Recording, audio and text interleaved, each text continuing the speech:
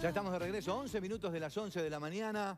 Vamos a hablar cómo afecta a los niños el tema del coronavirus, cómo cuidamos a nuestros abuelos, cómo preparamos al país y cómo se prepara el Pereira Rosell para los meses venideros, los meses de frío, porque en un abrir y cerrar de ojos vamos a estar entrando en el otoño y también en el invierno. A ver cómo estamos preparados. Para eso, el doctor Álvaro Galeana, médico pediátrico, infectólogo y microbiólogo también. Buen día, bienvenido. Buenos días. Bueno, ¿cómo se está preparando el Pereira Rosell ante toda esta situación? Bueno, el Pereira Rosell está estableciendo el sistema de el invierno, el plan de invierno que para el Pereira Rosell esto no es nuevo, hace ya muchos años que todos los inviernos se establece un plan de invierno, de contingencia para el invierno, porque normalmente todos los inviernos llega un momento en que las infecciones virales en los niños generan saturación de los servicios. Eso es absolutamente inevitable, es variable en fechas de acuerdo a cada año, a veces se presenta más temprano, a veces en el medio, a veces en tardío, pero hay un plan de contingencia y hay mucha experiencia en los colegas del Hospital Pereira Rosell para el manejo del plan de invierno.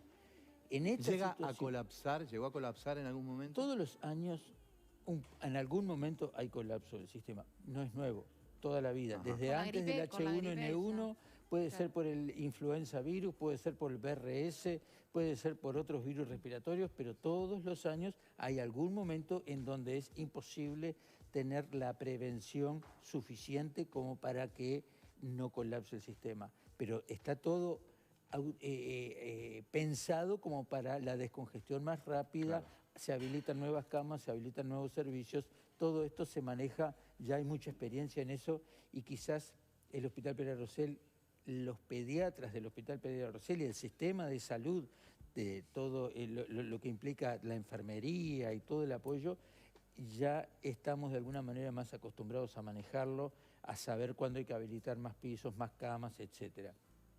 Con el COVID la cosa es un poco diferente. Quizás el COVID no sea el gran problema desde el punto de vista estrictamente médico para los niños que consultan.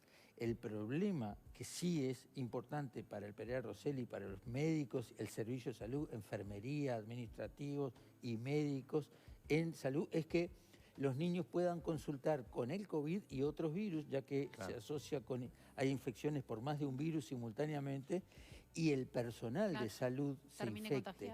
Y el personal es contado con los dedos, es muy finito y implica que el personal de salud se tiene que proteger para todos los niños, como si todos tuvieran el SARS-CoV-2, o sea, el virus generador de la enfermedad del COVID.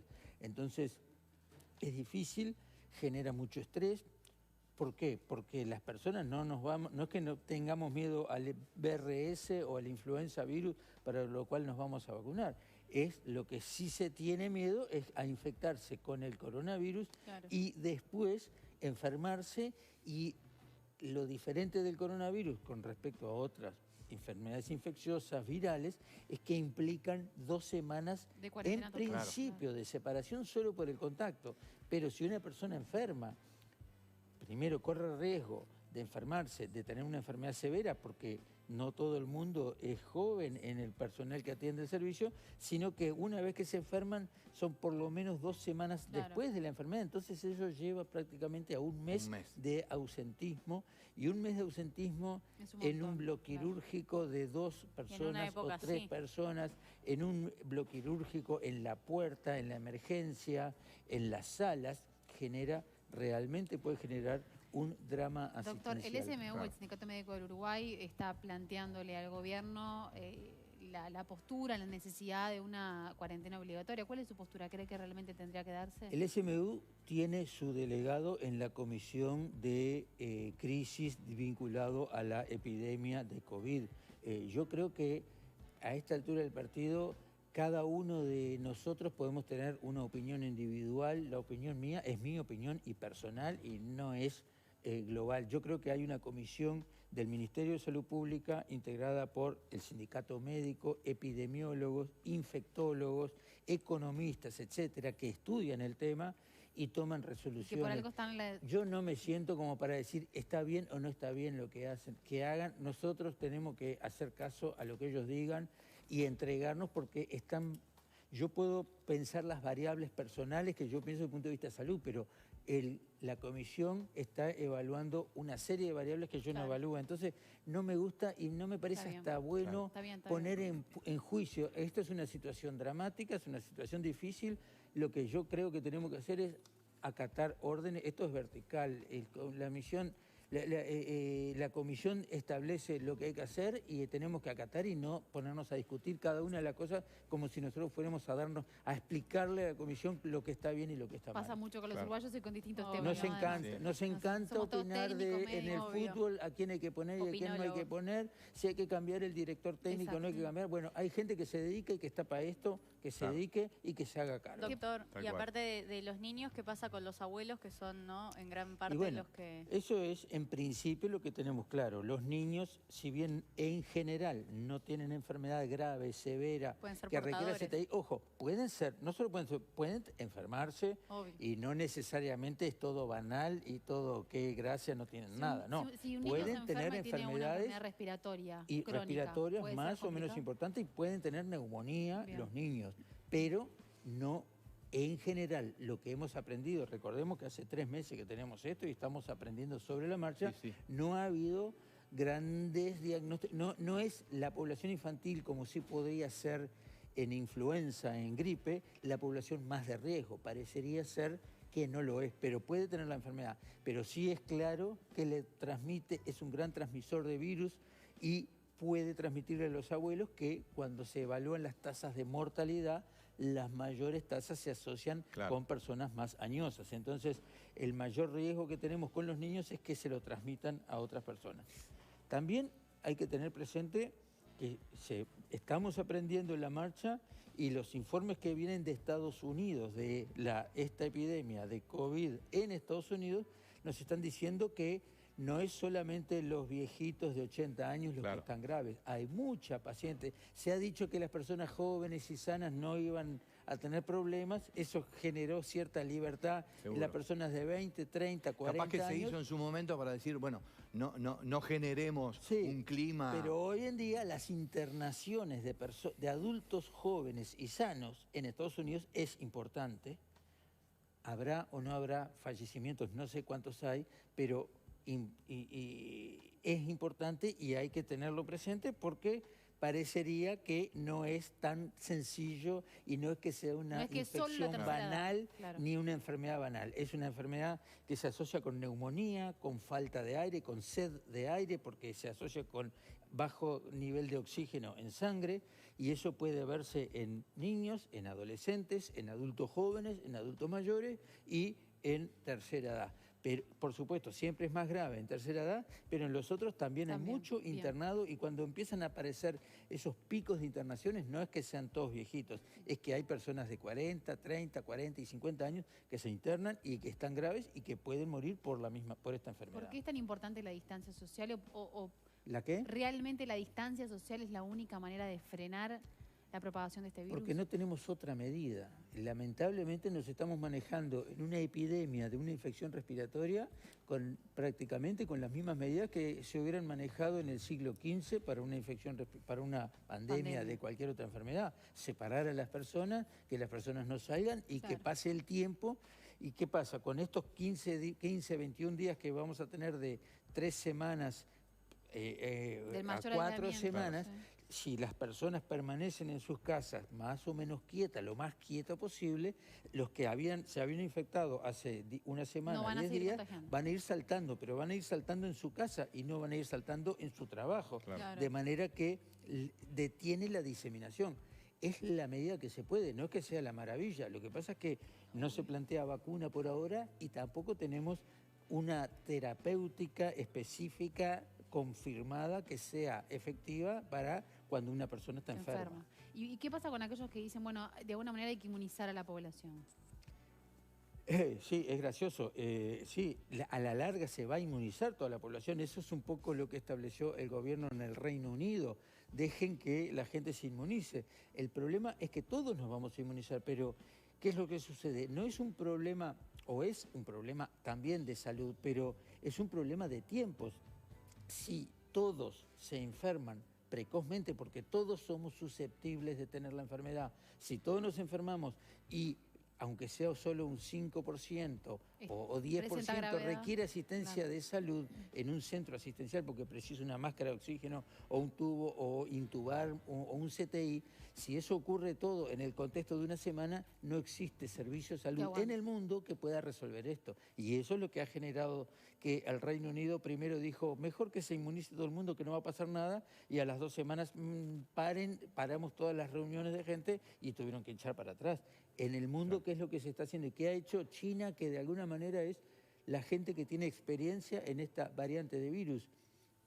Enseguida, cuando dijeron hace 2 meses y pico que cerraban Wuhan, parecía a estos chinos, qué exagerados, mirá la locura que están haciendo. Ahora nos estamos dando cuenta que ellos la OMS lo felicitó de la justa, tenían la clara y fueron los que lograron detener. Lo que queremos hacer es, lo que se pretende es que paulatinamente la población que se va infectando sea lentamente, no en un pico, sino lentamente, para que con el paso del tiempo todos más o menos se hayan infectado, todo el mundo haya adquirido inmunidad y los que necesiten tengan asistencia médica, pero esa asistencia médica haya disponibilidad. Y es lo que nos pasa. Si hablamos de influenza virus, todos los años tenemos mucha influenza H1N1 y tenemos mucha internación por influenza, pero el asunto es que ya hay cierta inmunidad y las internaciones van escalonadas. No es que el mismo día se diagnostican 50 personas y 10 tienen que ir a CTI, porque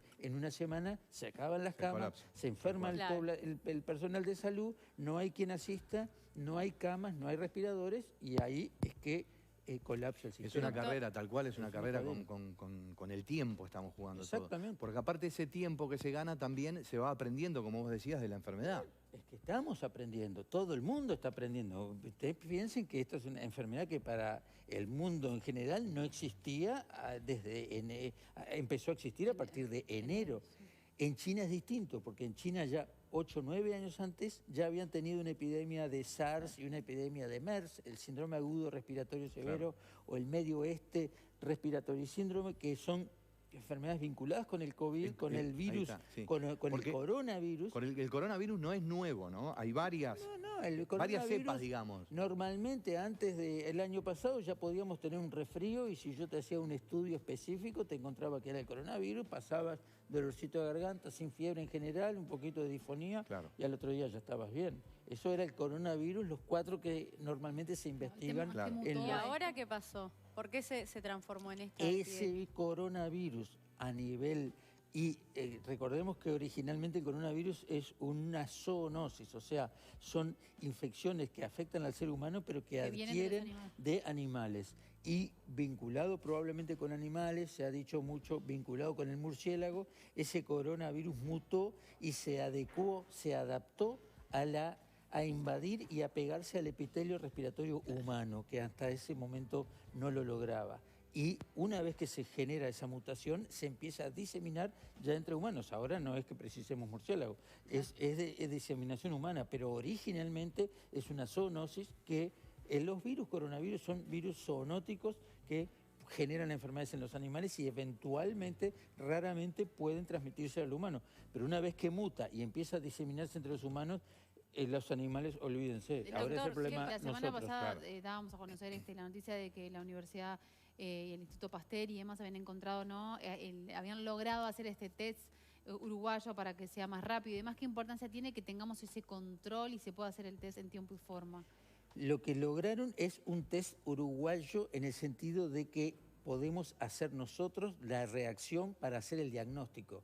Hoy en día, si pensamos estrategias para enfrentarnos frente al coronavirus, lo que más importante nosotros precisamos son saber quién está infectado y quién no está infectado. Para eso hay reactivos que se compran en el exterior, vienen al país y se utilizan, son caros y todo el mundo los usa. Y este grupo ha logrado establecer esa misma técnica de real-time PCR de hacerla en el Uruguay. Que yo sepa, no lo sé, hay que preguntarle a las personas que saben. Todavía no cuenta ese sistema no se cuenta como para ser utilizado en forma abundante en la población, porque una vez lograr la técnica, lograr el gen que vamos a buscar, está muy bien, pero después hay que preparar reactivos para usar en cantidades importantes. Y eso no sé muy bien en qué situación está. Es un verdadero adelanto lograr que un grupo uruguayo logre establecer la posibilidad de hacerlo. Pero de ahí a que esto se use sistemáticamente para que todo en el Uruguay se utilice, creo que faltan algunas etapas. Bien, no, recalcaba eso que usted decía del saber, porque es muy importante. Claro, saber si lo tengo, no seguir, no debería igual tener una vida normal. No solo no debería. Si yo tengo que internar un paciente desde el punto de vista asistencial, nosotros por ahora contamos solo con el diagnóstico del Ministerio de Salud Pública, que es el diagnóstico epidemiológico. Los tiempos epidemiológicos son distintos a los tiempos asistenciales. Yo preciso saber con un paciente acá que está grave, ya que tengo que hacer. Me podrá demorar 3, 4 horas, pero yo tengo que saber ahora. En cambio, el tiempo epidemiológico, yo mando la muestra, el laboratorio en 1 o 2 días me va a hacer el test. Y eso, que es lógico para un laboratorio epidemiológico, no me sirve desde el punto de vista asistencial, porque yo tengo que resolver si lo interno por cohorte en un sitio donde hay otros coronavirus. Yo no puedo internar a un paciente que está grave en un sitio donde no hay personas con coronavirus porque se van a agarrar. O sea, tiene una serie de cosas. Una logística que cambia. ¿Qué pasa, por ejemplo, si en la casa de uno los familiares se hacen test y algunos dan positivos y otros dan negativos? ¿Qué pasa después, por ejemplo, si el familiar negativo sale a trabajar, respeta la cuarentena? Si yo estoy en contacto con una persona positiva con el coronavirus, tengo que entrar en cuarentena. Automáticamente. Evitar lo máximo el contacto con esa persona que me infectó, si es domiciliario, lo más lejos posible dentro del domicilio, y permanecer 14 días. En 14 días yo voy a saber si me enfermo o no me enfermo, porque normalmente es 4 a 7 días, pero hasta 10, 11, 12 días se establece, de manera que como plazo de seguridad se establecen 14 días. Si a los 14 días no enfermaste, arrancá para las 8 horas, retomamos el trabajo y se retoma todo. ¿Habría que repetir el test a los 14 días? El test se puede o no se puede hacer en esa persona asintomática, pero la sensibilidad de los test en las personas que no tienen síntomas es menor que la sensibilidad del test del enfermo. El enfermo tiene claramente un test positivo en general porque tiene mucha cantidad de virus. El que se infectó puede tener, pero tiene al inicio poca cantidad de virus en su aparato rinofaringeo, de manera que puede no necesariamente ser definitivo el diagnóstico. Me sirve si tengo el test negativo porque por lo menos no tiene cantidad, pero en principio lo que se establece a ese no es hacerle el test. Al contacto asintomático no es necesario hacerle un test, hay que hacerle el reposo, porque si me da negativo yo tampoco establezco definitivamente que ese no puede ser positivo en 2 días. La sensibilidad del test baja y yo puedo igual ser infectante. Entonces, contacto, me trato de separar del enfermo, 2 semanas sin estar trabajando y lo más autoexcluido, sin ir al supermercado, sin salir a pasear, sin salir a caminar ni salir a correr. Estar ahí sí, contacto, tengo que estar adentro obligatoriamente, recluido 2 semanas. Qué importante tiene la higiene. Hablamos, ¿no?, todos estos días de los cuidados, de lavarse las manos, de tomar las precauciones, de limpiar nuestro hogar con asiduidad. ¿Es eso por ahí? Eso hay que mantenerlo. La limpieza normal de un hogar. Lavarse las manos con agua y jabón. Dentro de mi casa yo personalmente no me paso alcohol en gel, porque yo estoy dentro de mi casa. Cuando estoy en el hospital, cada vez que toco algo o que estuve manoteando puertas o en otros lados, sí me paso alcohol en gel, pero en mi casa, estoy en mi casa. Eso de llevarme 3 litros de alcohol en gel a mi casa no tiene muy sentido. Me lavo las manos, convivo con una persona, con 2 personas, con 3 personas, pero todos hacemos lo mismo. ¿Recomienda lavarse las manos en su casa? Yo llego a mi casa y lo primero que hago es cambiarme la ropa, sacarme los zapatos, dejarlos afuera y lavarme las manos, eventualmente las manos y la cara. Y punto. Después les lavo las manos como normalmente cualquier persona se lava las manos en su casa. Decía hoy que es una carrera que estamos jugando para los meses venideros, ¿no? ¿Cómo lo enfrentamos con todas estas medidas, tomando esa conciencia? Por ahora, otra opción no tenemos. Por ahora, la opción es lograr que la gente se vaya infectando a nivel bajo en el sentido del porcentaje de personas que se infectan sea relativamente bajo para que el porcentaje de personas que se enferman también sea bajo y de ese porcentaje de las personas que se enferman, el porcentaje que requiere asistencia ventilatoria mecánica, o sea, un pasaje a un CTI, también sea bajo y es de esa manera tener tiempo a nivel de los CTI, de las camas de CTI, para asistirlos. Uno de los problemas grandes es que estos pacientes a veces requieren 7, 10 a 14 días de CTI. O sea, no es que estén 2 días en CTI y después vuelven a sala. Requieren mucho tiempo de CTI. Cuanto más añosos, más tiempo requieren, lo cual genera más problemas porque una cama queda retenida 14 días. Importante resaltar que la persona que se encuentra en este momento en CTI con COVID-19, según la información oficial que nos brinda el Ministerio de Salud Pública, es una persona que padece POC, ¿no? Que es una enfermedad respiratoria, que no es menor eso, ¿no? No es menor que también se ha comprobado un vínculo específico entre el humo de cigarrillo, el tabaquismo y la facilidad para infectarse por COVID. Se infectan más las personas que fuman que las personas que no fuman. No solo el antecedente de ser EPOC por haber sido fumador. Actualmente la persona que fuma se infecta con mayor facilidad por el COVID que la persona que no fuma, y eso ha sido presentado recientemente en el New England Journal of Medicine o Lancet, no me acuerdo cuál de las revistas científicas, como un artículo evaluado y que es importante. Fundamental, ¿eh? Doctor Álvaro Galeana, muchísimas gracias, ¿eh? Gracias a usted. ¿Nos vamos a la pausa? Dale. Ya venimos, dale.